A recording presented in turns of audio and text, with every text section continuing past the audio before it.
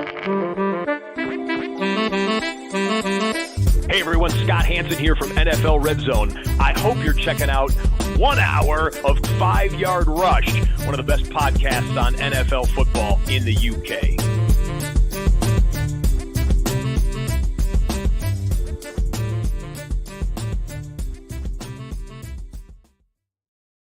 Hello, Rush Nation, and welcome along to the Week 3 review and our takeaways from there. Last week I had a bit of a brief hiatus, I think, after me and Murf were out on Sunday night watching Tampa, and Monday was a bit of a blur, I feel, Murf. It kind of passed us by last week. That and we had the Queen's funeral, right? So it was a tough call. We were talking about this all the way through. Like, do we do this? And then we saw the broadcast as well. That didn't help because I thought it'd be like 11, 12 and we'll see where we are. And it's like, it's been broadcast till 8 o'clock. Okay. Yeah. And that was obviously more exciting than us.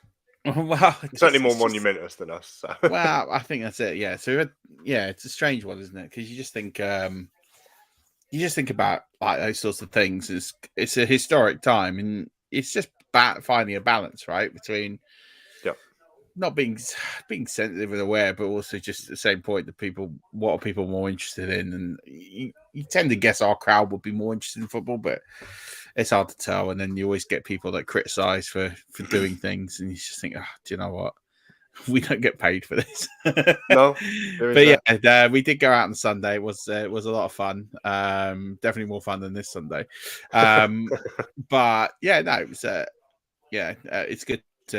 it's good to be back doing this. I've been missing for 2 weeks now, so this is my first sort of recap of the season. So I'm buzzing to get into this and reviewing week 3 because it's strange. It's been a strange season so far. It really has been a very, very bizarre season. It is.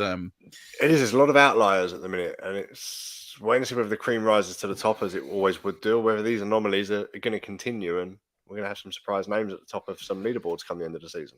Yeah, I mean, we got some surprise ones at the top of leaderboards now, but it's just... It feels like week 12 when you're looking for a league winner now, and we're in week 3, and you're like, this guy could be a league winner in week 3. Instant cement. I know. I mean, I had a crazy one, mate. So I took over. I posted this on Twitter. I took over a dynasty team. I said I'd join the league, and it's quite an active league. I've quite enjoyed being part of it. I didn't have a lot of picks this year and didn't really have a lot to work with. So I managed to beat this team, and all right, their quarterback was Derek Carr, but this is the rest of the team that they put out on Sunday. Christian McCaffrey, Leonard Fournette, Justin Jefferson, Cooper Kupp, Travis Kelce, Darren Waller, Michael Pittman, Alvin Kamara, and then the Chiefs D, which put up 15 points. Yep. I managed to beat them with Trevor Lawrence, James Conner, who was on account. Game time. Yeah. Damian Harris, Gabe Davis, who was also on account. Christian Kirk, Evan Ingram, Devin Singletary, Russell Gage, Jimmy Garoppolo, and the Falcons DST. So pick up the one by 5 points. It's absurd, isn't it? I mean, I've got eliminated from a guillotine league with similar players. Brady Montgomery, I've got Taysom Hill, Tyreek Hill, I've got Justin Jefferson. I haven't got one player that scored double digits other than Brady, and he didn't have a good game. Yeah. So, it's shocking. Yeah, that's the fun of what we do, though, right? It is, right? And we're here to sort of unpack some of this, right? And there's some stuff that we can take away going forward. And I've just finished the waiver wire show that's gone out with people, and there's some players I think that people are going to target and go for, and I'm like, don't. And then there's some that people aren't going to go for that I think you should. So it's going to be a good show. And if you've got questions, just dial on in, and we'll pick some up. But this, we haven't really done this format so far this year, but we will do, which is just going through things that we've learned or some things that surprised us in the week. Yep. Then some things that we learned, and then some trends that we need to monitor. And this is kind of where we get this potential to buy low, sell high, or just get a crack of where we are if we're losing confidence in players. And yeah, if you have a few players that you're a bit unsure about and you want some analysts on trends, and we've got some time, then we'll do that. And then we'll catch up with some injury report, maybe some waiver wire picks or whatever. If there's any questions, just fire him across, man. But week 3, what did you make of it? And what did you sort of take away from week 3 so far? I appreciate it's a game to go. Everything we learned in week 1 and 2, we can forget and start all over again. Who saw the Colts beating the Chiefs? No. For instance, who saw the Jags beating up? It escapes me now. Chargers. Yeah. Even with a beat up Justin Herbert, nobody would have foresaw that coming. So I actually think I saw a stat that said that head coach of the Jags, lost it in my head. Doug Pedersen. Thank you. Has as many wins already as last year's Urban guy. Meyer. God, I'm losing my memory today. Yeah. He's fifth all time in Jags wins. So yeah, something stupid like that. Do you want to hear something more mad, right? Go on. The Jags, and I said this on the waiver show, the Jags have run more plays in the red zone than any team in the NFL this season. Yep. And Herbert looks good. Like he came in with this generational talent. It looked Lawrence, you mean? Way off. What am I on about now? You said Herbert. Oh mate, I am having a day. It's been a long day, sorry. But he does, but his accuracy and the way he's dialed in with what we wouldn't consider an elite receiver core is starting to find a bit of confidence and find a bit of rhythm there. They paid Christian Kirk and it got a lot of laughs, I guess, across the industry at the time. But they're using him how they want to use him, and it's looking pretty productive for them at the minute. Well, one of the things I'd say I took away and learned was from Zay Jones, right? What surprised me was Zay Jones. Pirate. Yeah, I mean, you look at Zay Jones right now. Again, people mocked him for his contract. I just talked about him on the waiver wire show just a few minutes ago. But 11 targets, 10 receptions, a touchdown, led the team in yards, led the team in targets, led the team in receptions. People are talking, you get people on the waiver wires and they're talking about targeting players like Isaiah McKenzie and they're chasing points. Yep. Zay Jones isn't a sexy pick. He's not going to sit here and rack up many wide receiver 1 weeks. But, if you're in a PPR league right now, he's a flex play every week, the way that offense is playing. Now, it could all come down to earth, right? Like any pick you could make. So Zay Jones, across all formats, is my most rostered player. Really? And it is because he was an ECU Pirate. The ECU Pirates only have 2 active players and I follow the college in the NFL. He's the only one that is rosterable because the other one's an offensive lineman. And I've kind of followed his career from college. We're not a side who have many people drafted, and I've kind of kept an eye on it. So, that last round throwaway pick, we talk about the roster churning at the bottom, especially after the move. He was one I went out and added almost everywhere, just in the hope that he can live up to those days. So, yeah, Zay Jones is my most rostered player. I have him almost ever because he was free. So everywhere, late round pick, you're looking at them dart throws, you go, yeah, I'll have Zay Jones again. Do you know? I mean, in half point PPR, he's currently the wide receiver 29. But I mean, it's pretty close. Like in that range we're in, like the players he's kind of around here, like he's sandwiched between Michael Pittman, who missed a game, and Deontay Johnson, who are 2 players we absolutely love.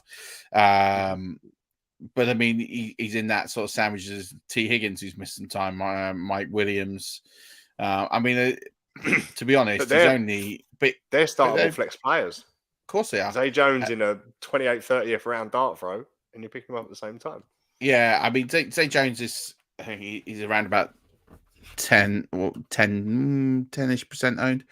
I just went through and did these numbers. And never forget, he only wants a Marvin Jones or a Chris Kirk to go down, and that usage isn't going anywhere. Well, I don't think Marvin Jones is. I don't think he's the second read. I think he's the third read. Yep. I think Zay Jones is the second read in that offense behind Christian Kirk. Don't forget, the tight end's pretty irrelevant there. Yeah, Evan Ingram is not doing much in that offense. He pretty much is the second read there, especially with the amount of targets and receptions he's getting. Certainly establishing himself that way, yeah. Exactly that. And we saw the money and everyone saw the laugh, but there's a role. It's, it made sense to me when they signed him. Maybe not the money. We could sit here and criticize money, but money is money. Like the Jags have loads of it and they have to spend X amount of it. Don't forget, people forgetting, they see these crazy deals. With the NFL, you have to spend 80% of the cap. You have to. You can't just sit there and spend Pocket 40%. Yeah. No, you can pocket some and move it over, right? So you can move cap over to the following years, but you have to spend a minimum of 80%. That is in the collective bargaining agreement. So, at the end of the day, some of these deals purely were down to timing and the fact they had to spend some money because they were so far under the cap.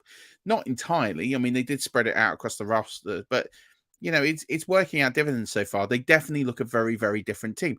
For example, they're not going to be picking number one this year for the third year in a row. They will be competitive. They hired a good coach. Doug Pederson he's won a Super Bowl. We're not talking about a Mickey Mouse coach they've got there. My questions were on, with Pedersen was in that running game and everyone was going gaga for Etienne. And I was like, hold the brakes, because Pedersen, with the way that he has run games, you can't trust it. But offensively, he's a good coach. Like, that Eagles team with Wentz, and Wentz hasn't looked the same since he's not had him as a coach. And I think he's a decent coach. He's bringing in good values into that team. They needed an unsexy, sound foundation building coach, and he can be there 3, 4, 5 years and give them the footing to move forward as an organization. Yeah, absolutely. What did you what surprised you as well this week? I mean, we talked a little bit about some of the games, but what surprised you from a fantasy perspective this week? I guess the lack of big name headlines. You look at someone like, we said, Justin Jefferson wasn't a superstar. I don't think Jamar Chase had a particularly wonderful week. Tyler Boyd seemed to be schemed in, a lot of offense in there. Running backs as well. We saw Henry finally get his feet up and running and get a game. But a lot of these studs that you have to pick and have to play. Tyreek Hill, another one, single-digit PPR performance. Didn't quite step up this week. So I looked at it first and was like, well, if you've gone running back heavy the first couple of weeks, you were struggling. If you've gone Justin Jefferson, Tyreek Hill on a turn, you're probably struggling this week. There does seem to be no kind of pattern to anything at the minute. I mean, Aaron Jones, 30 yards and a fumble. I mean, that wasn't a huge shock, and compared to some, given that Buccaneers run defense, I did have him way down compared to other players because he was playing the Buccaneers, and I think you've always got to move a running back down about 10 spots when they're playing the Buccaneers for that reason. But you're right. Let me read you the half-point PPR wide receiver ones this week. So that's 1 through 12. Number 1, Devonta Smith. Number 2, Mac Hollins. Number 3, Marquise Hollywood Brown. Number 4, Amari Cooper. And don't forget who his quarterback is, Jacoby Brissett. Number 5. I'm okay with 3 of the 4. Yeah. Pardon? 3 of them 4 are okay. Right. Number 5, Zay Jones. Yeah. ECU. Yeah. Of course he is. Number 6, Chris Olave. Number 6, what Russell performance as well. Hold on, just quickly on that one. From a rookie, what a performance from him. Right. I think it was the 6th highest yards from a rookie. Yeah, huge. I think I saw. But I got some stick for this comment, right? It wasn't my comment. In the commentary, at the point where the Saints, this was deep in the third quarters, the Saints hadn't scored. Yep. And it was like, oh, Chris Olave, he's a real difference maker. They were trailing 13-0. You can't be a difference maker if he's still they haven't scored. And they lost both Thomas and Landry to injuries as well. Yeah, throughout the game. And that wasn't a dig. That wasn't a dig at Olave. It was just a choice of words from the commentary team of he's the difference maker today. Well, he can't be when they're 13-0 down. He can't be a difference maker. He can have a great game. He can be, carrying the offense or whatever you want to say. I mean, Jameis Winston was second in passing yards yesterday. That's not a surprise. No, it's not a surprise. But considering that they didn't score a touchdown until late in the fourth quarter, the final 4 minutes or something.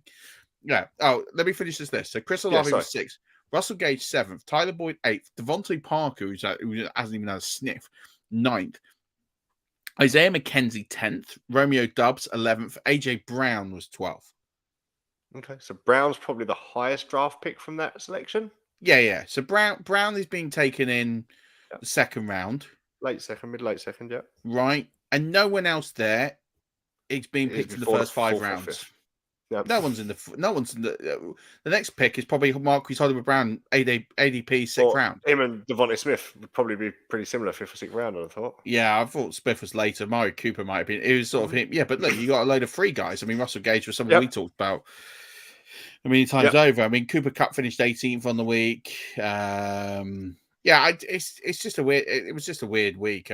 But we're seeing a lot of this where the offenses are struggling right now, and it's very much a defensive league, and this does happen. It's always the way early in the season as well, though, right? Defensing is easier to come out and hit your stride rather than the minor technicalities that an offense involves, the timing, the rhythm. So early on in the season, defenses always hit their stride quicker than an offense will. Yeah, and we've seen a lot of disruptive injuries. I mean, I'll talk about one of the things that surprised me was Devonta Smith, right? So I talked about in the matchup show, Devonta Smith is just someone who's just not on my radar right now because of the fact that the Eagles, he's third looking the Eagles. They're not a high volume passing offense. And then he puts up a ridiculous stat line. It's 8 for 169 and 1. However, almost all of those came in the first half. Like he barely did anything in the second half. It's an interesting. I had him in DFS a lot. Well, there you go. You did a lot better than I did. I didn't see this week coming from him. Now, granted, the Commanders don't look good. They don't look good. There's a lot of people ready to crown the Eagles as the best team in the NFC right now. I'm going to wait until they played some people. But listen, the one thing I'll say is I did not see this Devontae Smith game. I'll hang my hat on it. And on the matchup show, I was like, give me AJ Brown all day long. This looks a great matchup for him. But for Devontae Smith, as a third read, I thought this was a Dallas Goedert game, which it turned out to be a bit. He broke out a couple of big runs. Yeah. And AJ Brown, I didn't see this big game from Devonta Smith, but that first half he was all over them. I guess the worry I would have as a Devonta Smith owner right now, if I own Devonta Smith, which I probably don't own any of or very slim amount of, I'd be trading him. Like I would sell so high on this performance because he's going to have so many weeks where he's not going to do much. Because again, he's the third read in a low passing volume offense. And that's not a slight on Jalen Hurts. I'm not sitting here saying Jalen Hurts back, quarterback. Opportunity though, right? They just don't throw the ball loads. I mean, they did yesterday, but the Commanders are not great. In a game where they're going to have less time of possession, where they're going to be playing a team that has an offense that's going to do more, they're not going to run as many offensive plays. And if they are, they're not going to run all of them in the air. And that's the part where I worry about Devonta Smith in the long term. So I can't see Devonta Smith being a top 36 wide receiver this season unless he puts up multiple games like this. But then he's also going to put up a lot of 3-point games, 5-point games, 7-point games, 8-point games, where he's going to have a couple of catches or hardly any. We saw this in the playoffs where he didn't even get targeted. In the first against half, good teams, it's this isn't a slight on Smith, this isn't a slight on Hurts. It's just the way it is. Someone has to miss out in that offense, and it's not going to be AJ Brown. It's just not. It's not going to be AJ Brown because the money and everything else that's been gone towards him. So that's my only thing. If I owned a lot of Devonta Smith right now, I'd be fielding some offers. I'd be selling high on this performance and trying to get something I could use because I'm just not sure. I just don't think I could put him in the lineup every week. I just think I'd have nightmares having that start-sit selection every week because he could have a game like this, or he could have a game without a score. He's very score dependent. Other than that, right? He is. Well, or huge yards after the catch. I mean, at the end of the day, I can't see him. I can't see many games he's going to have 8 catches again. I'm just having a look. He's only had 2 games over 20 points, and they were both touchdown scores. Right. Without him, he hasn't passed 20 points. This week, he had over 30. So you look at that and you go, you look at that, but look at his catches. So look at his catches in games. Yep. He went through a phase here. Early on, he did okay, but from week 6 onwards, 2-5, 1-5, 4-4, 2-2, 3-5, 3-3, back into last year. And that's without AJ Brown. And he had 4 targets in week 1 with no catches. Yeah, this year. So that's all those numbers last season were without AJ Brown.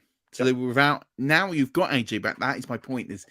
That was last season with 0 competition. He had 0 competition for targets, and now he's got. There's an argument that the inclusion of AJ Brown may help him with coverage. He's not facing corner ones. Yeah, You could say that, but at the same token, I think volume. If they were throwing the ball 35 times a game, I'd go, yeah, I'll buy that. But they're not, and that's you're going to throw the ball away, AJ Brown, especially in those contested catches scenarios, and especially against D's who look like they're going to scheme certain ways to stop or play prevent D. I mean, I don't know what was going on with the Commanders yesterday. They just The good news is though they've got a good run of teams coming still though. They do. I'm just saying I'm very Jacksonville, surprised. Cardinals, Dallas, Pittsburgh, Houston, and then back to Washington again before the playoffs. Week 11, they then started hitting the Colts and Green Bay and. Well, you say that, but like the Cowboys will be back to full strength, and that's a D that's going to play tough. So there's a few games in there, but yeah, I agree. I just for me, they just surprised me that game. It really did. And I'll hang my hat and say, just never saw it coming. I never saw it coming this week. But there you go. You know, we can't be right all the time. The other thing that surprised me was just you've talked about the ineffectiveness of wide receivers, the ineffectiveness of running backs for me. So, you know, you mentioned Derrick Henry. He finished the week RB3. All right, it's still tonight to come. He could finish RB4. Barkley could be higher than maybe, but we'll see what happens. I don't think Zeke is going to. Chubb finishes the RB8. Cook is the RB12, despite the fact he's injured. You got McCaffrey, RB14, Harris, RB18, Taylor, RB21. Like, it's just, if you went 0 RB as a strategy, you're doing pretty well right now because these elite running backs are not really putting up elite numbers. No, they're not putting up big numbers. They're not really separating from the crowd. With Jamal Williams and Khalil Herbert this week, you're running off the bank. The problem is, you've then got Justin Jefferson who didn't deliver, and AJ Brown on the other end. Well, look, we did the top 12 in wide receivers. Let's do the top 12 in running backs, right? So number 1, Nick Chubb. He was a first round pick, or back end of the first, beginning of the second, right? So you know he's delivering his ADP right now. Fair enough. James Robinson through 3 weeks, right? Yeah, this is all through 3 weeks. James Robinson is the RB2, pretty much free player. Clyde Edwards-Helaire, everyone was pretty much out on. He's the RB3. Cordell Patterson, who for me was just the greatest value in the world, RB4. DeAndre Swift, he was in the second round, RB5. Jamal Williams was the 11th round ADP, RB6. Khalil Herbert, basically free, RB7. Aaron Jones, second round, RB8. Jonathan Taylor, the 1 overall, RB9. Christian McCaffrey, the number 2 overall, RB10. Saquon Barkley, second, third, probably mid-second round pick, RB11. But he goes tonight, so he could jump second with a 12.7 point game. He goes second. Okay, which you could do. Which is well within the realm. Derrick Henry finishes out the top 12. Then you've got Gibson, Hunt, Harris, Mixon. You know, there's a few there. My point is that, but even looking at the points, right? So I just talked about Barkley there, 40.7 over 2 games. He has the second highest points per game average, just behind Nick Chubb. But he's on 40 points in 11th place, and James Robinson 53 points in second place. So yeah, he could jump up, but there's no big. We're used to seeing these sort of big separator spikes between the sort of the elite players and the rest. I mean, like RB24 right now is at 30 points. This is half point PPR, mind. Yeah. So 30 points and then to 12, the gap is only 9.5 points. So it's just a lot of guys. There's no separation so far, and that's the reason you pay for the first round guys and the high second round guys. Is separation. Those guys are supposed to finish well clear of the pack. They might not necessarily finish the RB1, RB2, but they're going to be there or thereabouts so that when you're paying for your low-end RB1, RB2, there's supposed to be this huge separation. I get it. It's 3 games. It's a small sample size, but we're not seeing separation. And this is an example of separation. I bet if you had, I don't know if you've got it there, but the figures for tight end, I bet you'll see Andrews and Kelsey starting to actually pull themselves away from the pack. Yeah, well, I can literally pull those up for you. And that is exactly what happens. Yep. So, and if you've paid for them, great. And that's what you paid for them for. And everybody else just picks at the rest, right? So you've got, for example, Mark Andrews is the tight end 1 right now, 53.8 points. Travis Kelce behind him, 45.6 points. They're the only 2 players with double-digit average points per game, 17.9, 15.2. Okay. The tight end 3... tight end 3. Tight end 2 is over double per game in tight end 3. Not quite double, Okay. but it's reasonable. It's 15.2. Tight end 3 is Zach Ertz 9.8. So the gap to them is 16 points already. Yeah. Which doesn't sound like a lot, but given in mind that Zach Ertz only has 30 points on the season, not even 29.4 points. It's quite 3 games. Though. Time that by 5, you're 150 points by the time you hit the playoffs. That's what I mean. It's a significant amount, and the one that's really letting you down is Kyle Pitts. There, he's down in tight end 15. It's not working out well for him at all so far this season. But yeah, that is the point. Is you pay for these guys, but there is separation there. Yeah, and we're not seeing that at the RB position, and that's the reason why. The reason why I've always advocated going. Not necessarily RB heavy, but taking those premium RBs is that separation, because wide receivers, once you get into that cluster, they cluster right quite a lot. So passing on one wide receiver and going 2 rounds later and picking up a wide receiver, the point difference isn't that much. It doesn't cost you a huge amount to do it. And true enough, at the wide receiver position, we're not seeing big separation, but what we are seeing is more points generally across the board. The wide receivers are putting up significantly more points than running backs, which you would see in that sort of 12, maybe 15 onwards at the position. Wide receivers heavily outscore running backs, but those elite players, you would expect those elite running backs to outscore the elite wide receivers. That isn't happening. Not only is that not happening, but even the mediocre wide receivers are outscoring the premium running backs right now. Zay Jones has scored more than Derrick Henry. I expect Derrick Henry to kick on now. Yeah. The Titans looked a lot better yesterday. Is a lot of it the running back because of how much, not necessarily commit is being used by everybody, but how much workload is being shared around all these guys? I mean, Chubb to be one, who's in a clear split backfield with Hunt, is a surprise anyway. But we've seen Henry, because of game script, lose stuff to Hilliard, and Zeke and Pollard are a share, and Montgomery and Herbert this week has really come out because of the injury. Well, there's a lot of different reasons, right? So we it's can't funny, really... though, the top 2 in Chubb and Robinson are probably the clearest share 2 you've got. Yeah, I'd argue there's probably a few more, Swift and Williams, but they're both in there. But yeah, you're right. But a lot of it also depends not just on game script, but it depends on, one of the things that isn't being factored in here is offensive line play. Yep. And this is something that's severely hindering, say, Leonard Fournette right now. Mm-hmm. Leonard Fournette, all the volume, everything that we thought Leonard Fournette was going to be, he is. The points aren't there. That's not him. It's the volume right now. And also he's faced some really good Ds. But ultimately the volume's been there, but he's not been able to break free because that O-line hasn't been good enough. It hasn't created the holes. But the volume and everything we kind of expected and wanted from Leonard Fournette is there. All the numbers are there. Like, if he keeps these numbers up, he will finish at top 6 in the position, because everything we want there to be in him, number of carries, number of touches, number of snaps played, they're all there for Fournette.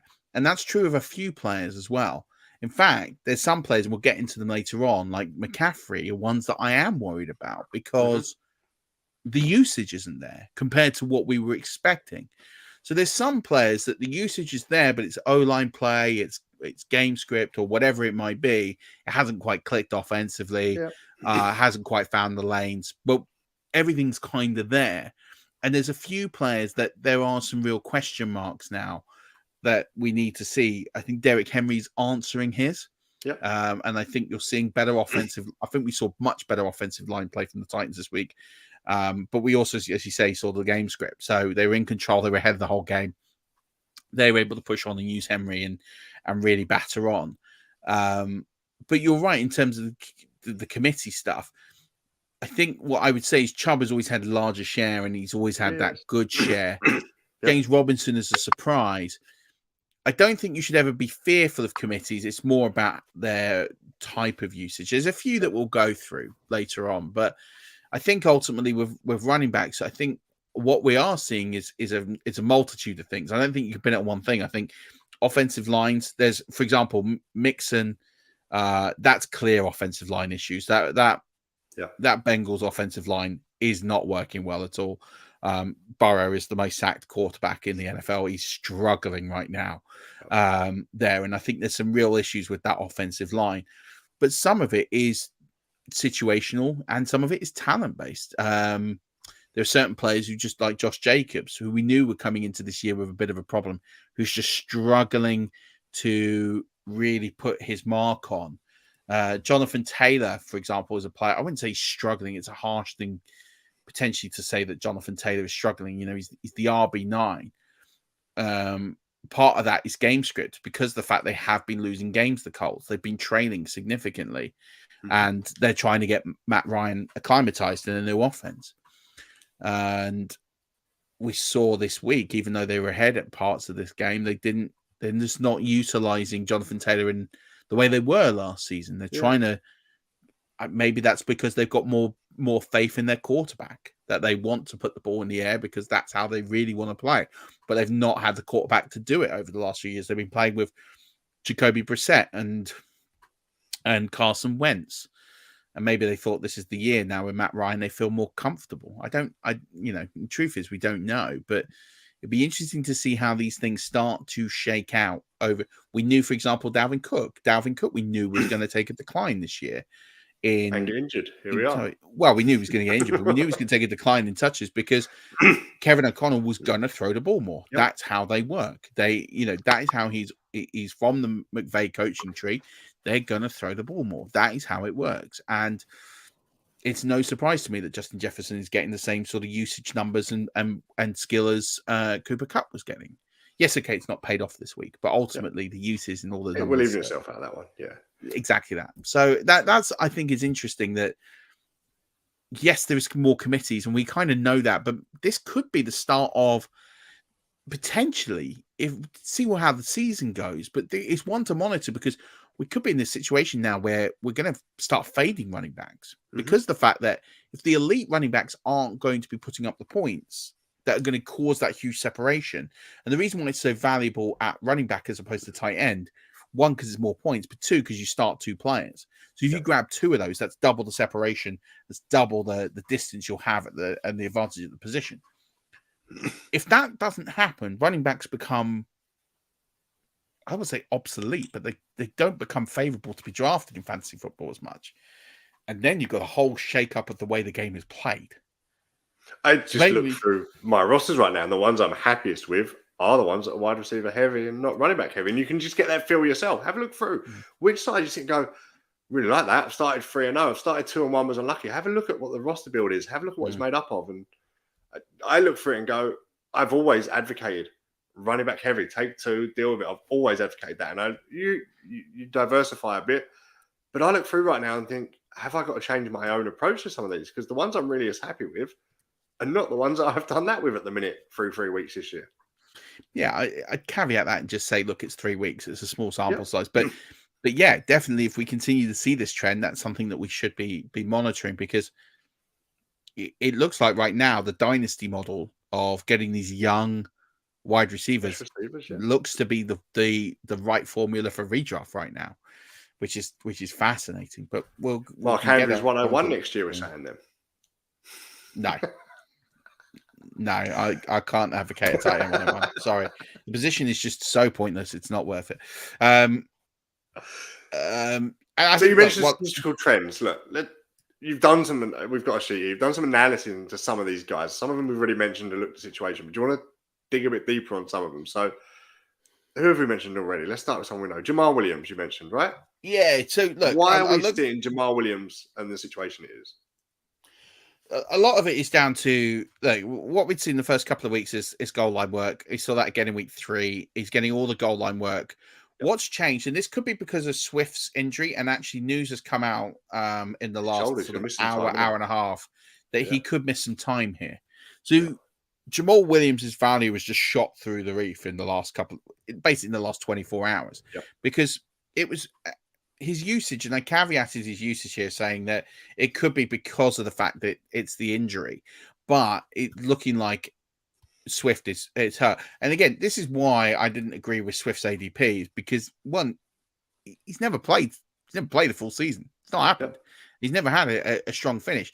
But Williams was already starting to overtake this backfield. He had all the goal line work, but he was getting more of the early down work. He was getting 46% of the early down work. Plus, he was also getting short yardage work. He was getting the majority of that. He was getting most of the 2-minute drill work. So he was getting all the key situations. The one that Swift was dominating was in the passing game, in the catching game. That's where he was getting it.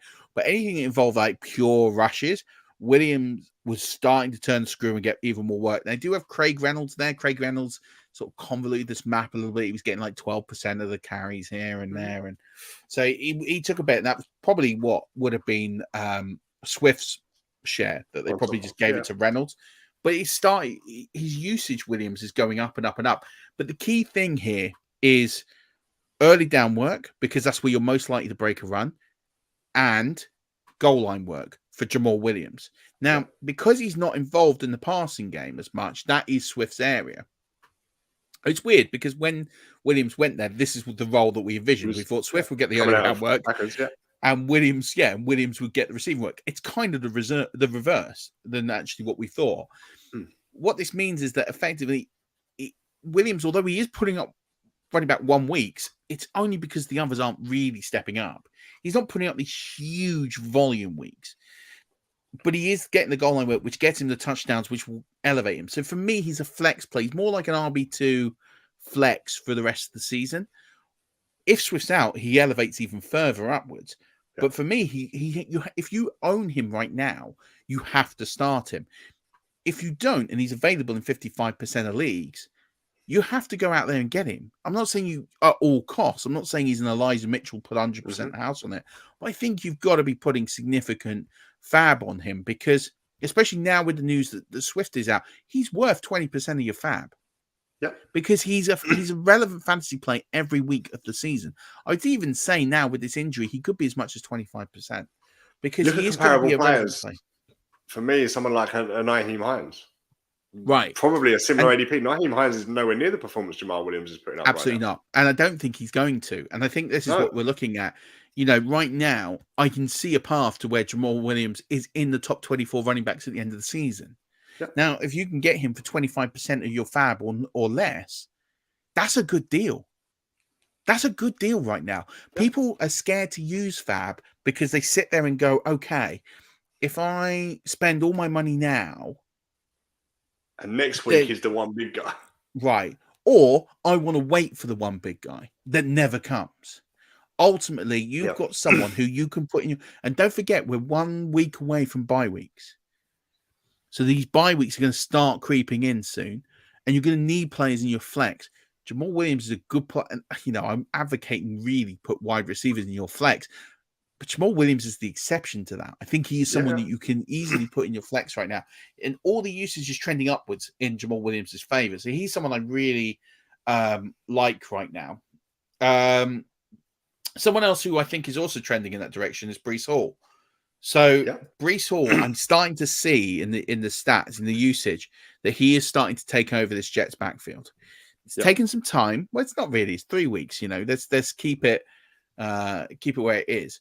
But ultimately, he's getting 80% of the short yardage work. He's getting 86% of the third down work. This was all in week 3. Now, it's interesting because Ty Johnson was getting the third down work last week in that game against Cleveland.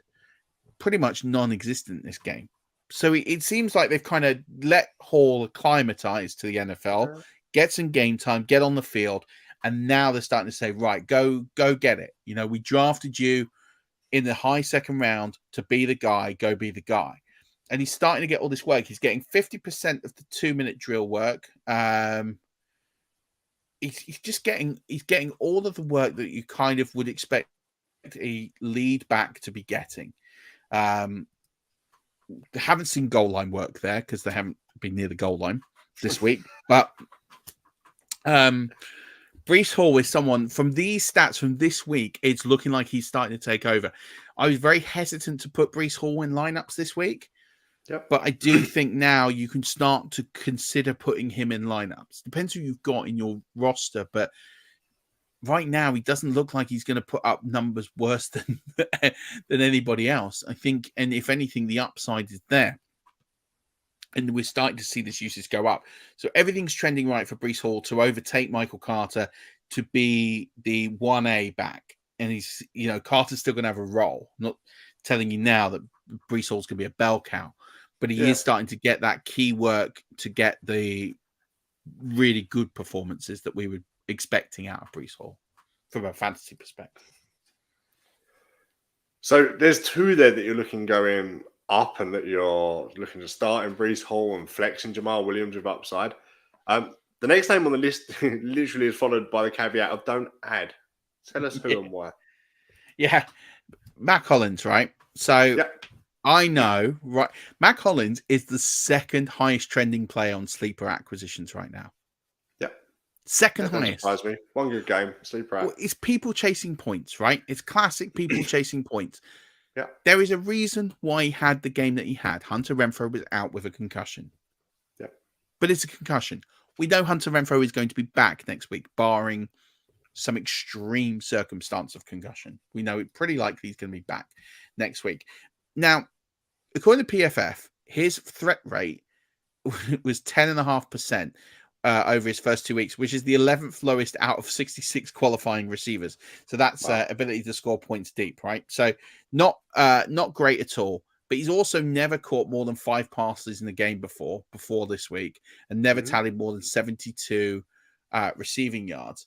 And he goes back to being the 4th read in this offense. So he's the 4th target behind Adams, Waller, Renfrow. Then it's Hollins. And also possibly even Hollins a back in there as well. He's not even a back in that as well. Yeah, exactly. You've got Jacobs in there. And then on top of that, he's not nailed on for that 4th read, 5th read, whatever he's going to be. He goes back to being in a relevant role. He's, Matt Collins, just don't spend the money. Even if he's free, don't waste the waiver wire priority on him. Like, there's just no point. If you are really desperate for wide receiver, go chase someone who's going to have production. Just don't bother getting somebody who is just, that's it. Go and add Zay Jones. Go add Zay Jones. There's literally, I could name 50 players right now who I would have over Matt Collins. It's just no point. Go add Cole Beasley and see what happens over Matt Collins. Just don't add Matt Collins. There's no need to add Matt Collins. What we've seen, this is the best it gets out of him. You're never seeing this. In order for him to have this game again, he needs Renfrow and probably Adams to be out. It's just not going to happen. So, just don't add him. It's completely pointless. I agree. Totally. The next name on the list is a big name, someone that I had huge hopes for, and actually instead of Jonathan Taylor was my 101. It's Christian McCaffrey, and we touched on him a little bit earlier. Your analysis here looks at, I guess, more PPR based, why he isn't quite returning where he's at. The obvious answer is he's not getting the catches and the targets, but explain a little bit more about that. No, so 4 targets again on Sunday. It's 13 in 3 games he's had. Yeah. So it's not that volume. We're used to Christian McCaffrey having 13 targets in a game, right? Yep. 10, 11, double-digit targets in a game. That's just not happening. It's just not happening in games for him. He's just not part of this offense in terms of from a passing perspective. I don't know if that's a Baker thing. I don't know if this is a new offensive. Well, I spoke to Antonio on week 1 about it and said that the key's always been, and especially with the Panthers, to win a game, put the ball in your best player's hand. All right? Yeah. Give it to Christian McCaffrey and he'll win us the game, or at least he'll carry us through the game. And I wonder if Baker Mayfield actually believes that Baker Mayfield is the best player on the field. I think that's Christian McCaffrey. Yeah, I think that's a genuine bit of analysis. The other problem that the Panthers have, and I talked about this last week, right? So Christian McCaffrey on an offense that runs, and Joe Brady offense, who was the offensive coordinator before he was fired, is used to running 60, 65, occasionally saw, but not that often, 70 plays a game. Panthers, over the first 2 games, were down to 52 offensive plays. Yesterday, they ran 56.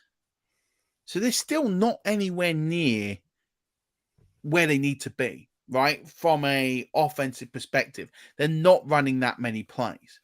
The promising number from that, though, if they run 56 plays, I think he had 25 carries. Yeah. McCaffrey. So that's nearly half the workload is going through him there in terms of on the ground. Yeah. So he had 4 targets, right? Okay. Sorry, He's getting half the snaps. He's getting the ball.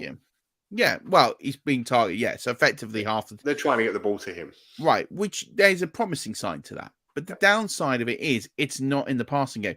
Baker Mayfield threw the ball 25 times. It's just not, and the problem is when you've got an offense that isn't making those 60, 65 plays a game, and you keep running it at deficiency, that's a whole knock-on the whole offense. The whole offense is not seeing that many plays.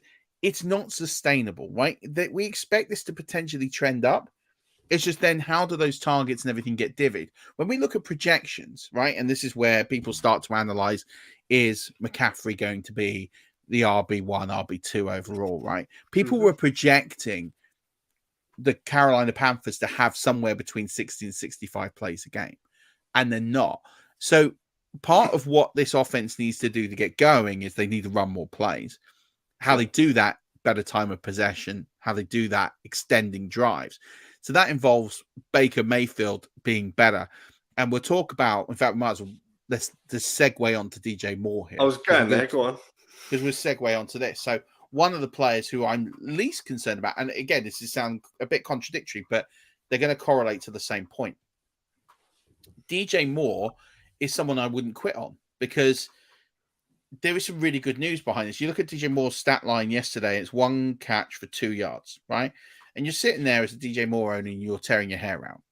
But he's actually playing draft pick, not delivering. Yeah, exactly that. He's actually playing more snaps this year than he was last year. In the last 3 games, they're the 3 highest snap shares of his career. He's also 2 of 5 receivers, along with him and Robbie Anderson, the 2 of 5 receivers, and this is according to PFF, with 7 or more uncatchable targets this year and 9 or fewer receptions. Okay. So that's Baker throwing the ball. So he's had 7 or more uncatchable balls thrown at him. Yeah. And yet he's got 9 or fewer receptions. And like when you look at that for DJ Moore and you sit there and say, well, it's not that he's not getting the ball. It's not that he's not getting. He had 6 targets yesterday. All right, that's still not a huge amount. But the next nearest was 4. So he's getting the targets, but it's just the fact of there's a misconnection. It's not enough plays. Yeah. One, there's not enough plays, which should trend upwards because it's very hard to sustain 52 to 54 plays a game. You need to be at 60 plus plays a game. That's the bottom line.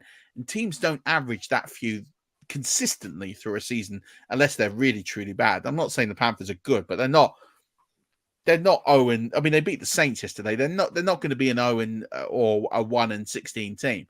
They are going to end up with 5 to 7 wins. So we look at, for example, he's had 18 targets, so it's averaging 6 a game. If we then see an increase in plays, so they get an increase of 10 plays a game, with the snap share that he's getting, we would expect that to be correlating to about an extra 2, maybe 3 targets a game. Now, all of a sudden, you start getting a player from 6 targets a game to 9 targets a game, and then all of a sudden you start getting him vibing with his quarterback, and you go from 1 catch to 5 catches. All of a sudden, all those numbers start to trend upwards. So everything looks good for DJ Moore, except for the fact there's been a lot of uncatchable balls and the plays have been running low. Tying it back to Christian McCaffrey, the problem with them running, one of the ways that they're going to need to increase plays is they're going to have to throw the ball more. Yeah. To do that means less carries. So I can see a way in which, I know, and to consistently win in the NFL, you need to be running around 65 plays a game. Unless you've got one of the greatest defenses going and you can consistently run under that and your D will bail you out. Or you're incredibly efficient in running points. Carolina don't have either. So they need to increase the number of plays. Increase the number of plays means you need to throw the ball more. To do that, you've got to run the ball less. Now, I can't see a way in which Christian McCaffrey is going to get a huge amount more passes in this offense. I think we're going to see him get maybe a good game for him might be 6 to 8 targets might be a good game for Christian McCaffrey. Which is an increase of 3 or 4, but it's not the 10 to 15 that we were drafting him on. So what I'm saying is with Christian McCaffrey, we've got to level expectations here. Yeah, going back a couple of years, he had 15, 9, 12, 12, 10, 15, 10. I mean, we're running a third of that. Then that I don't think we're going to get to those numbers again consistently. I do think we're going to get an increase. So I'm setting the expectation level here. I don't think Christian McCaffrey is going to finish as the top 2 running back. I don't think he's going to return his ADP. I still think there's a good path to him if he's injury-free, finishing in the top 12.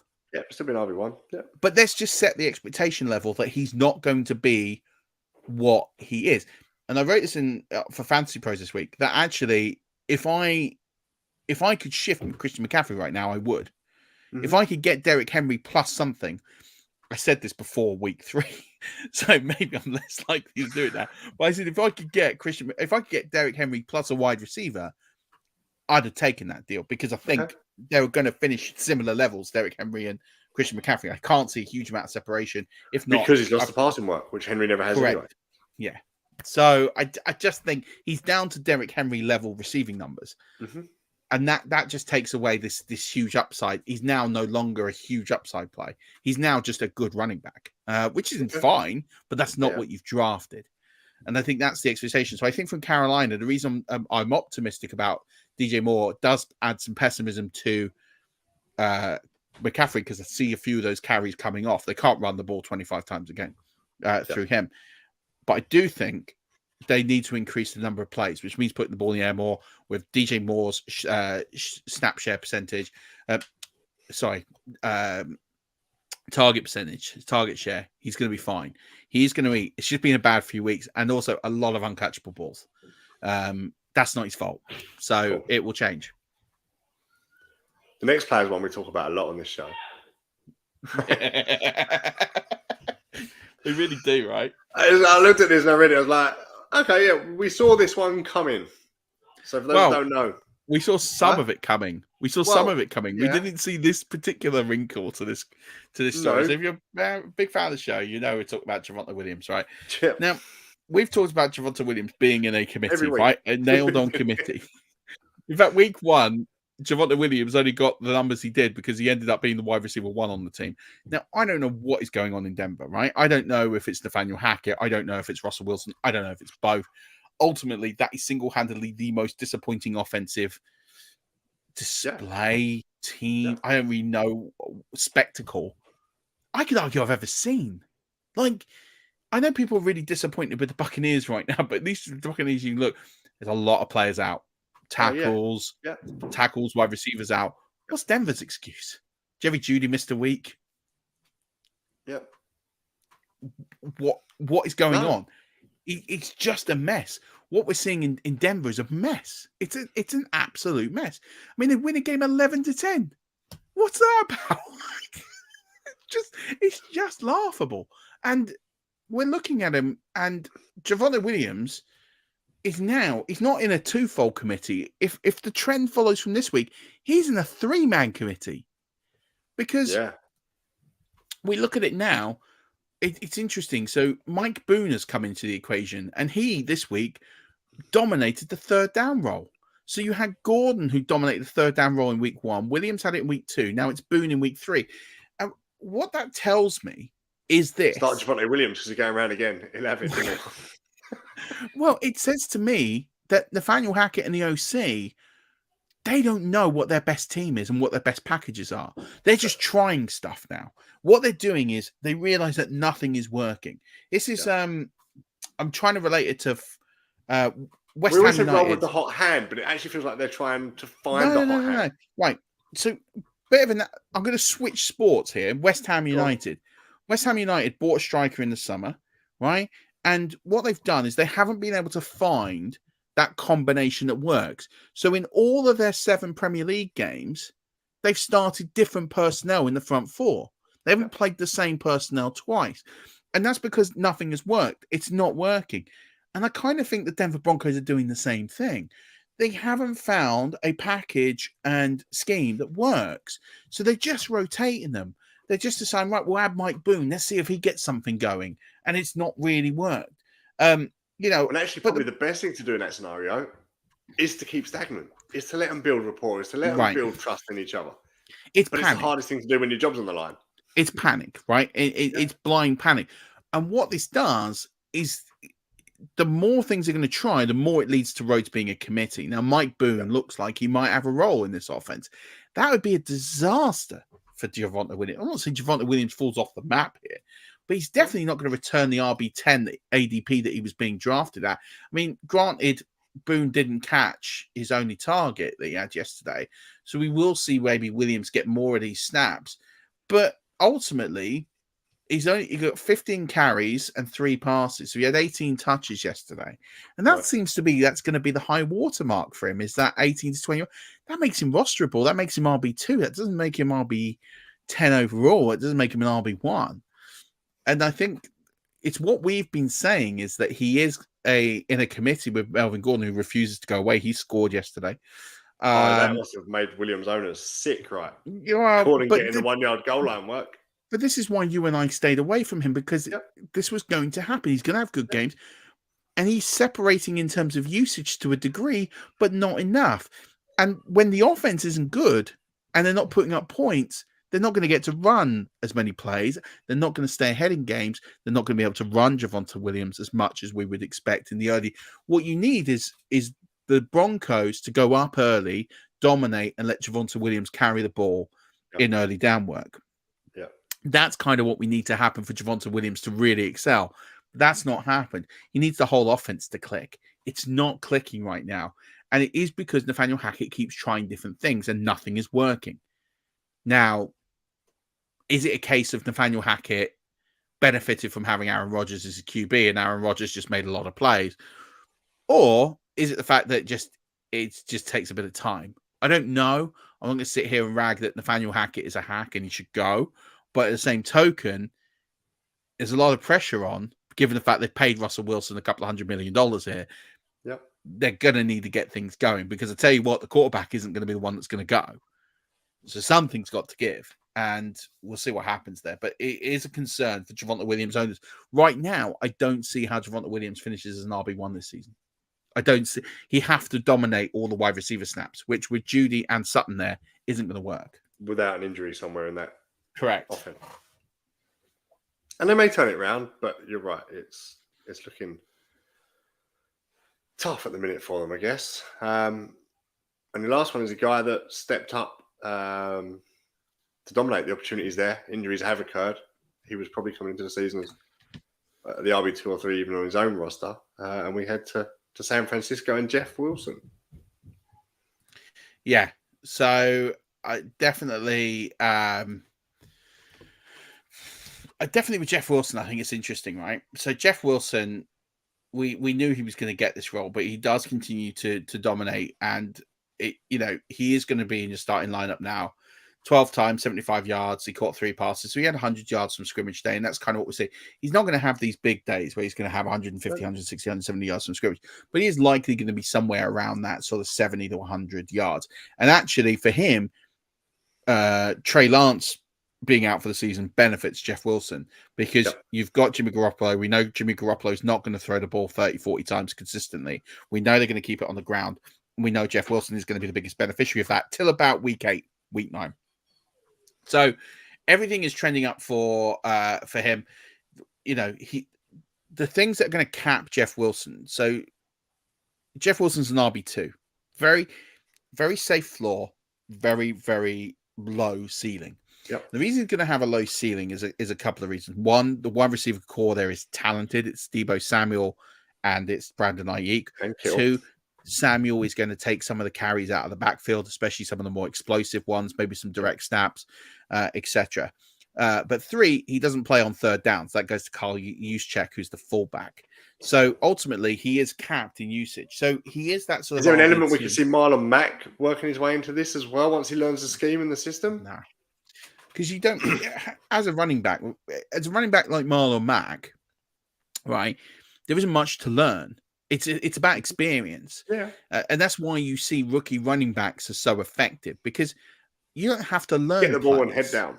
Exactly that. Find the holes. Listen to the calls. You'll know roughly where the hole is going to open up. Put your head down and run, right? And I'm not diminishing that as a skill, but it's why the NFL doesn't pay them. Is because ultimately it's down to size, speed, and there is a bit of football intelligence, but a lot of it is experience. You have to have a certain amount of experience at the position to know how not to get hit, how not to get injured, how to fall properly, how to block, all of those sorts of things, right? But ultimately, it is find a hole, run through it. It's not like a wide receiver where you've got to count the amount of steps, then know when to cut, then turn, then face your man, then face contact, stay in bounds, be aware of the positioning of the field, be aware of the lines, be aware stopping your route, sort of actually where you're meant to be. Yeah, exactly. Being, as you say, being thrown off your route. You're having sort of 3 defenders potentially coming at you. Also, a play where you weren't going to get called, and all of a sudden you might get your number called halfway through. An audible might get called. All of a sudden you might be the 4th read, but you're there needing it. So, someone's just said Mack is a previous 1,000-yard rusher. He's got some juices. Absolutely, I don't knock Marlon Mack as a talent.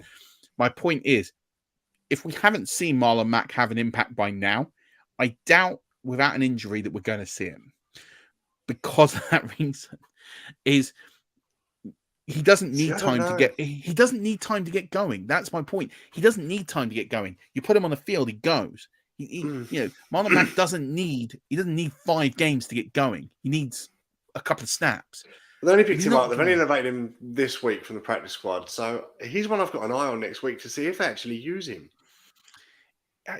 Look, it could happen. Those bottom roster spots that we talk about turning. Yeah. I am happy this week, ahead of anything, because you want to get ahead of what happens. Yeah. To stick Marlon Mack in there, just to see if actually does he have a role. And let's face it, Jeff Wilson isn't the healthiest running back in the world. No, and that is a good point. And listen, at that point, you're exactly right. And someone else agrees with you there. It's perfectly stated. One. Listen, and as long as he doesn't cost you, right? If he's the last waiver priority that you have, you probably dropped him 3 weeks ago when he got kicked out. Well, there you go. And if I don't hate that play. I certainly like it better than some. I mean, personally, I would go after players like Raheem Mostert or players like that who are going to have some more instant relevance. But yeah, I get that. Whatever happens in this scenario, he is going to. Whatever happens, whether it's Wilson, whether it's Marlon Mack, more likely Wilson Mack, both, whatever, neither. This fantasy, this production ends in 4 weeks, 5 weeks. It's going to end, but I'm saying right now, it is going to cash in. It is going to cash in right now. If you're Jeff Wilson owner, and you paid that 20% of your fab, 25% of your fab for Jeff Wilson, you're getting your money's worth for him. Like, it is panning out for you, and just stay the course. It's a low end RB2 play, but it is an RB2 play, which right now. It's pretty good because it's not that far off a high-end RB2 play. With the amount of injuries you fell into last week. It's like a handful of points. Even if you're looking at a flex, someone's come down unexpectedly late on Sunday, he's someone you can put in there. Or if you've got a lineup where you're comfortably winning and you need a safe floor. Brandon Cooks was always the play, right? You don't need the upside of somebody to deliver. Take the point, stick them on the board and move forward. Pick up that W. Absolutely. And I think that's what's key, right? Is you just the good thing about Jeff Wilson is he's reliable, he's dependable. Again, same with Zay Jones, high floor, not the best ceiling, but these players you can slot in your flex. They're not going to let you down too often. They're not going to win you weeks, but they're not going to lose you weeks. And I think that's what's key. And if you can get Wilson getting these 80 to 100 yards from scrimmage. That's pretty good. Like for a flex play, get a few catches in there. That's fine. He's not going to score a ton of touchdowns. Jeff Wilson might break the odd one away, but ultimately he's gonna keep your roster afloat, especially now, as we said, a couple of weeks time, bye weeks, in all a these things. Game management system as well. Yeah, but they need someone who can efficiently run the ball, and he can do that. Yeah, I mean, exactly that. And especially when you've got Jimmy Garoppolo there, and we know Jimmy Garoppolo needs those players to just run chunk yardage and just get those chunk plays. They're more likely to get them on the ground than they are in the air right now. That's just the bottom line. There's nothing. It's just they're more productive as a ground team. This is what took them to the Final Four last year. Fair enough. So the last one is one name I added to it, and I've spoken about him a couple of times. It's Khalil Herbert. Snap percentage 29-20, and obviously went up to 60 this week with the injury to Montgomery. Now, in the first half of the game, he only had 2 more snaps more than Tristan Ebner. Second half, took over the backfield, 60% snaps. He had 20 carries in that time for 157 yards. I noticed Montgomery's never had a 150-yard game in all his time. And I was surprised, actually. I expected Herbert and Montgomery to be more Javonte Williams, Melvin Gordon type approach, and more 50-50 split. And it didn't start that way through weeks 1 and 2. It was Montgomery's backfield. But Herbert's now got this opportunity. And I just wonder whether Montgomery will come back to that role. Ebner didn't deliver 6 or 7 attempts, I think it was. I think Herbert's got a real shot here to make a name for himself. And according to Sleeper, he's under 50% owned in redraft as well at the minute. Well, Herbert, on ESPN leagues, he's only 25% owned, Khalil Herbert. Okay. So it depends on the type of league you're playing. Yeah, look, I like it. You know, Khalil Herbert is a top ad this week. Unless, look, at the end of the day, we saw this last season where it became a bit of a committee. And then one got injured and the other got injured.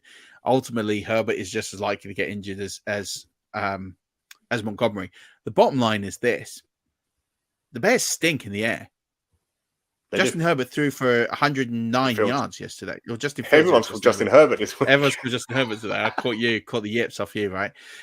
Justin Fields threw 109 yards. He completed 8 passes yesterday. Like they just stink in the air. Like they might as well just abandon the pass and just run the ball. That's basically what they did yesterday. That's how they won the game. I can see a scenario very similar to Detroit where both these teams end up running the football. Or both these players get a significant amount of touches when both healthy. I think what you're going to see now is Khalil Herbert. He's not going to exclusively get the RB1 role. They're not going to sit there when David Montgomery gets back and go, right, well, you're just going to sit on the bench now, and that's it. Because David Montgomery's had a lot of production in this team, especially when they were really bad.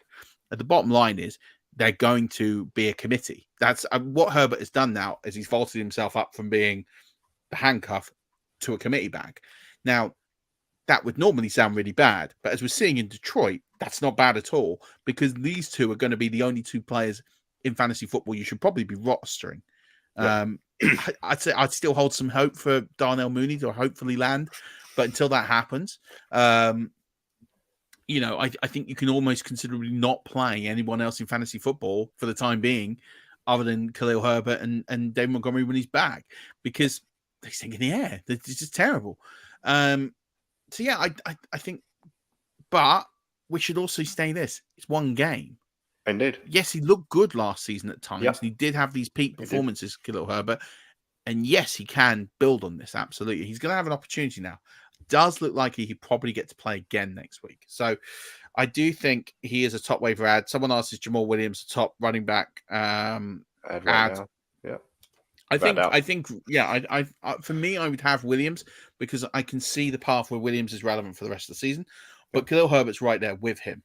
The one I wouldn't add this week is, and I said this in the waiver wire show, is I said wouldn't add.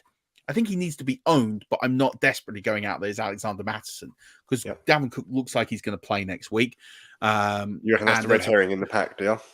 I don't think he's a red herring in the pack. I think, he is the handcuff. You've got to own him until the bye weeks happen, but I wouldn't spend a lot of money on it. So I would spend 20 to 25% of fab on Jamal Williams. I would spend a good 10 to 15% of fab on Khalil Herbert. I would spend less than 5% of fab, or up to 5% of fab on Alexander Mattison. Fair. Because I can't see Alexander Mattison being in my lineup next week. No. Well, someone like Jeff Wilson, who could probably spend less than 5% of your fab on, would be. Well, Jeff Wilson, unfortunately, is well owned now, but yeah, and that's I think that's the key, right? Is for me, if I'm looking at cheap waiver ads, Alexander Mattison's not going to be it because someone is going to pay through the nose for Alexander Mattison. Alexander Mattison should be owned. He's available in 2/3 of leagues because of Dalvin Cook being an injury-prone guy that he is. He's the typical handcuff everyone's always picked up. Right. He's the first one that goes, right? Him and Pollard, I guess. Exactly that. But at the end of the day, he's not going to help your team next week, unlike Williams, unlike Herbert. Those two players will absolutely help your team.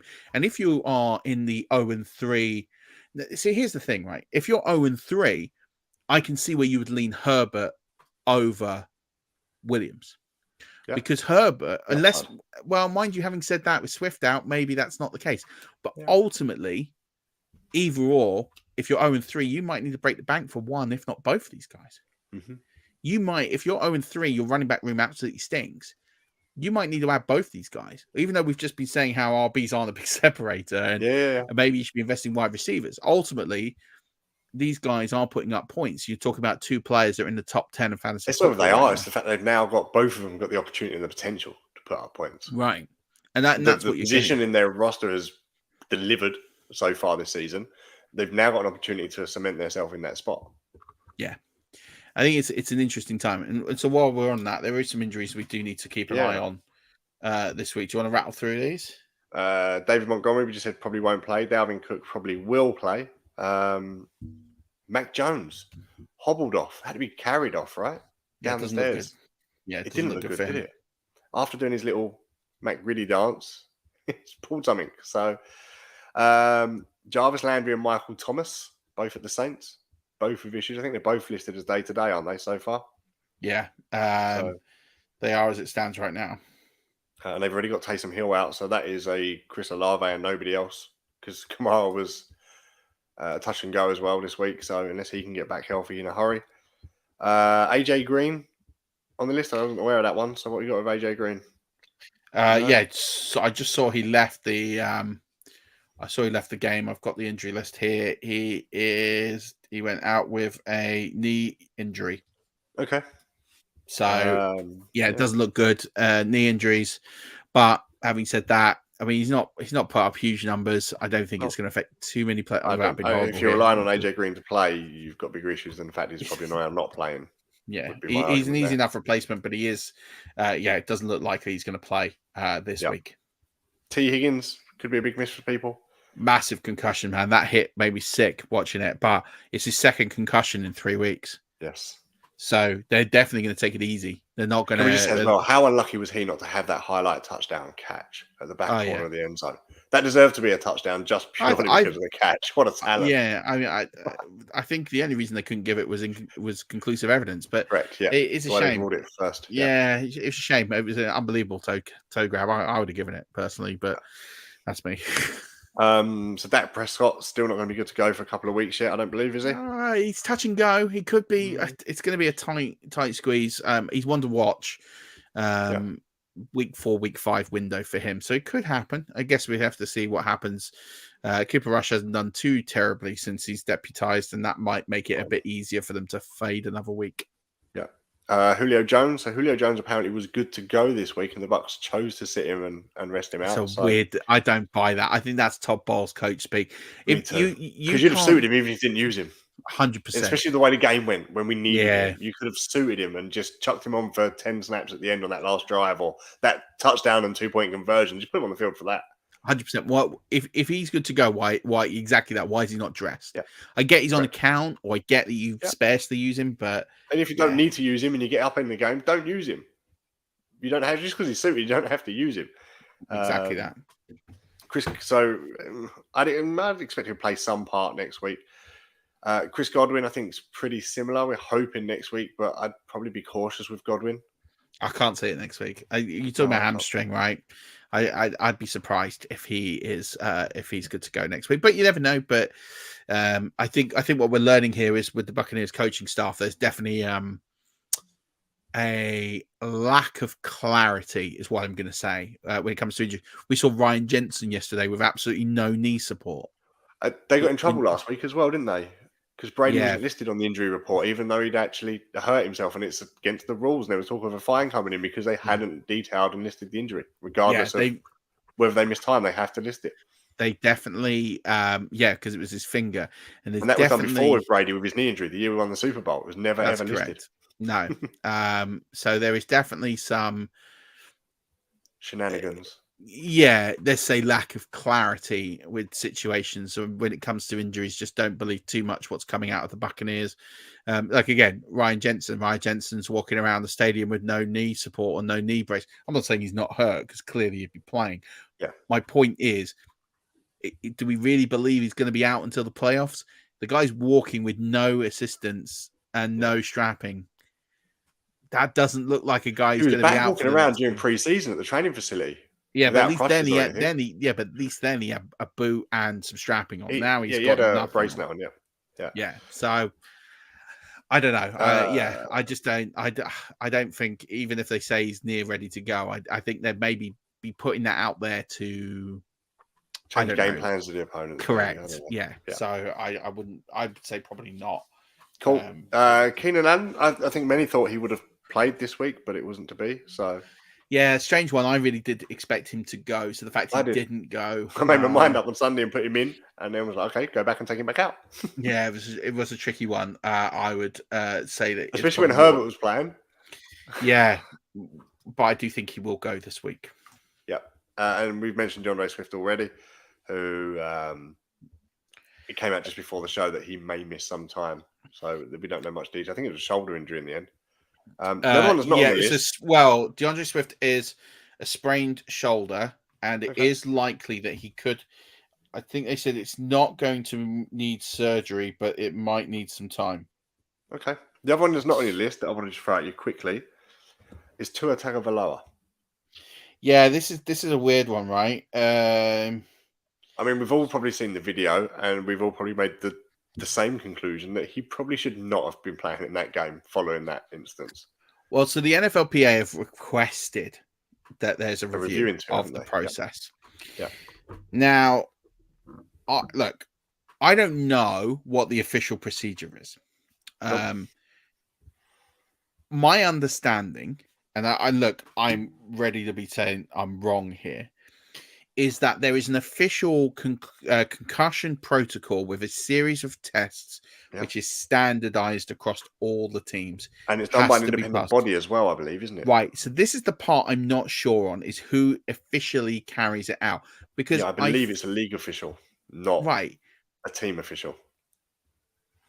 But that's where the grey area is who carries it out and in whose interest is it to carry out and fulfill. And it was for that reason, because if that was a Miami Dolphins decision, he's back in that game. Yeah, so if it's a league decision, they have to be impartial on it. Right, and so that's the question: is there a league official at each game doing this? And that's the part where it does need some clarity and what process are they going through, and is that person are they there for a doctor or are they just trained in it? Like, I think this is the part there needs to be a bit more clarity on what the official bit is. Ultimately, they're saying he went through a protocol. And that he came, and there was halftime, so there was plenty of time to do this. I don't like it from a visual perspective, but it could be. And listen, we've all done it, where you've fallen off a bike, or you've played football, whatever, shock or something like that. As and you get a bit jelly legged, and then 10 minutes later, after a sit down, the drink and a biscuit, you're fine. You've all had a near miss in a car crash or something. The adrenaline kicks in. Adrenaline kicks in. Yeah. It's hard to tell what caused it. And that's the part that, not what caused it, but what it was like 10 minutes later. Ultimately, halftime came at a good time for Tua. Yeah. They got a short week. They're up Thursday this week. Yeah. We definitely want to see what the independent results are. My initial view before I really thought about it was that something was off. But then when I thought about the timing, and it's like 20, 30 minutes, I've been in that situation where actually I was hit by a car and I was jelly-legged for 15 minutes and I sat down and then the adrenaline runs out of your body and then you're okay. It can happen. Like, I can see a path to where he can look jelly-legged, it be the adrenaline and it not be a concussion. And actually, once he sat down and everything sort of righted itself, he's okay. And the other part I would say is it didn't look like his head was massively hit. I'll give you here's another example. Look at Garrett Wilson, right? Garrett Wilson looked like, his body went one way, his head went the other way. He looked like he had massive whiplash. He stepped out of the game and then came back. So the question isn't, are teams rushing them onto the field when they shouldn't be? The question is the process correct? Yeah. Because there were two good examples there where players who you thought had a reasonable concussion and both of them returned. From an untrained unmedical qualified eye, I guess. Well, that's the thing. I don't know if they're untrained or if they are trained. I don't know if they're a doctor or not a doctor. Yeah, I I'm don't saying for actually know. you and I to go, that looks bad. He shouldn't be Oh, playing. from our eye, We have yeah, no exactly. grounding anything. Let's make that clear. And I think that's the key, right? Is that they want the process reviewed. We'll see what happens. But one player we do know is in that process right now is T. Higgins. That was a nasty hit, and his second concussion in 3 weeks. I can't see him back in week 4. They're on a short week because that's who they're playing. So you can rule T. Higgins out now, pretty much. I know no one has officially, but I can't see them in a rush to put him in a game. But I do think Tua will be fine. I think if he finished the game and finished it the way he did, and you got to admit, he played pretty well in that second half. So I think he'll be okay. But I've just seen that Michael Thomas's injury is not deemed serious. Okay. It's a toe injury. After 2 years he's had. Yeah. Absolutely. Cool. Anything else you wish to cover off, Murf, before we wrap this up? No, I just want to get these offenses going, right? I think we all do. I thought that the early window was great. A lot of games were very close within one score, except for the Commanders and the Jets letting us down. But the rest of them were already close games, nail biters. And then and the rest of them were all very low scoring. The Falcons were the highest scoring team in the late window. No, the Jags. It was the Jags and the Falcons were the two highest scoring teams in the late window. That involved the Rams, the Cardinals, the Packers, and the Bucks. Mm-hmm. Tells you everything you need to know about fantasy football and offenses. So let's get these offenses woken up. But no, casually start the season. Stay tuned for everything we're doing across the network. We're here to just keep you abreast, but hope some of the info we've given you here on some of the trends, again, try and buy low on DJ Moore. That's definitely try and sell not high, but if you can sell on past glory for Christian McCaffrey, do that. And don't buy Matt Collins. Awesome. Guys, thanks for being with us. Murph, have a wonderful week. And we will be back same time next week with week 4 review. Yeah. Murph, Don't forget, what I got as always, keep rushing.